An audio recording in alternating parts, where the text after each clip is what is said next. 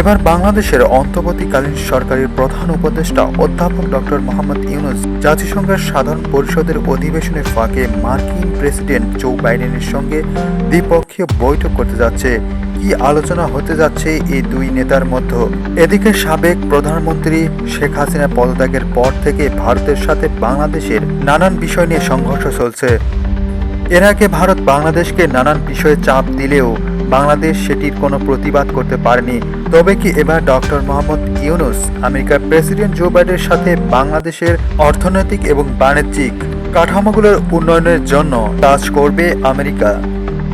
তবে এ বিষয়ে ঢাকা ও নিউ ইয়র্কের উচ্চ পর্যায়ে কূটনৈতিকরা বলেছে, বাংলাদেশ ও যুক্তরাষ্ট্রের শীর্ষ দুই নেতার এই বৈঠক ইঙ্গিত করে যে ডক্টর ইউনূসের নেতৃত্বাধীন অন্তর্বর্তীকালীন সরকারের সঙ্গে মার্কিন প্রশাসন কূটনৈতিক এবং অর্থনৈতিক সম্পর্ক জোরদার করতে চায়।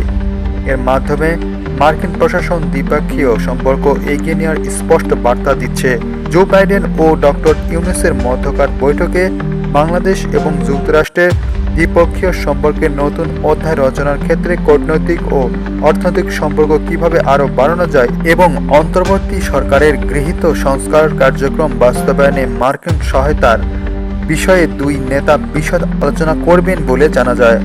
এছাড়াও জো বাইডেনের সঙ্গে বৈঠকের পাশাপাশি ডক্টর ইউনূস জাতিসংঘের মহাসচিব, এমনকি ইতালির প্রধানমন্ত্রী, কুয়েতের প্রধানমন্ত্রী, পাকিস্তানের প্রধানমন্ত্রী এবং নেদারল্যান্ডের প্রধানমন্ত্রী, এমনকি নেপালের প্রধানমন্ত্রী, ইউরোপের প্রধানমন্ত্রী এবং যুক্তরাষ্ট্রের পররাষ্ট্রমন্ত্রী, চীনের পররাষ্ট্রমন্ত্রী, এছাড়াও বিশ্ব ব্যাংকের প্রেসিডেন্ট, এমনকি আন্তর্জাতিক মুদ্রা তহবিলের IMF ব্যবস্থাপনা পরিচালক ক্রিস্টালিনা জর্জিয়েভা বাংলাদেশের অন্তর্বর্তীকালীন সরকারের সাথে কথা বলবেন।